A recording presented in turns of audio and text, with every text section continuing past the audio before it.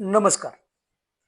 घरात कुणी कितीही मोठा वाघ असू द्या, पण भिंतीवर ही छोटा डॉन दिसली की त्याची हवा टाईट होते.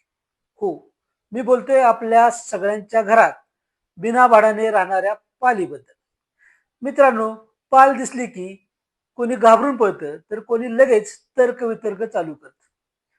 पाल अंगावर पडली तर काय होईल? तो व्यक्ती करोडपती होईल का? असे बरेच गैरसमज आपल्या मनामध्ये तयार होतात. आजच्या या व्हिडिओमध्ये आपण पालीबद्दलचे असेच काही मजेशीर समज आणि गैरसमज विज्ञानाच्या चष्म्यातून पाहणार आहोत. ज्योतिषशास्त्रात पालीचे अंगावर पडणे शुभ अशुभ मानले जाते. पुरुष आणि महिलांसाठी याचे वेगवेगळे नियम आहेत. काही भागात म्हणतात की पाल डोक्यावर पडली की तर थेट लॉटरीच लागते. पण विज्ञान सांगतं पाल भिंतीवर फिरताना तिचा पाय घसरला की ती खाली पडते. यात कोणताही चमत्कार नसून निव्वळ गुरुत्वाकर्षण आहे. तिला काय माहित तुम्ही करोडपती होणार की रोडपती?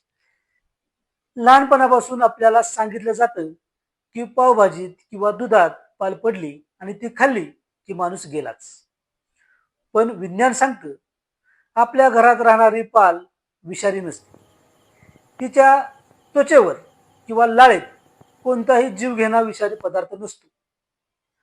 हो, पण तिच्या अंगावर आणि विष्ठेमध्ये हानिकारक बॅक्टेरिया नक्कीच असतात. त्यामुळे ती अन्नात पडली तर फूड पॉयझनिंग होऊ शकतं, पण ती विषारी नसते. पाल हा तुमच्या घराचा नॅचरल पेस्ट कंट्रोलर आहे. पाल म्हणजे किड्यांचा कदनका.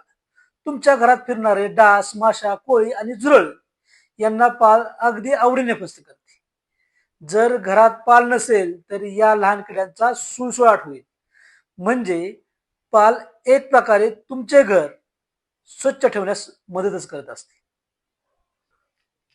पण तरीही जर तुम्हाला पालीची भीती वाटत असेल आणि तिला घराबाहेर काढायचं असेल तर केमिकल मारण्याची गरज नाही. ही सोपी ट्रिक वापरा. पालीस कांदा आणि लसणाचा उग्रवास अजिबात सहन होत नाही. त्याचा रस पाण्यात मिसळून भिंतीवर स्प्रे करा. जिथे पाल जास्त येते तिथे अंड्याचे रिकामे टर्फल किंवा मोरपीस ठेवा. पालीला वाटतं तिथे दुसरा मोठा प्राणी आहे, त्यामुळे तिथे ती जात नाही, तिथून ती पळ काढते.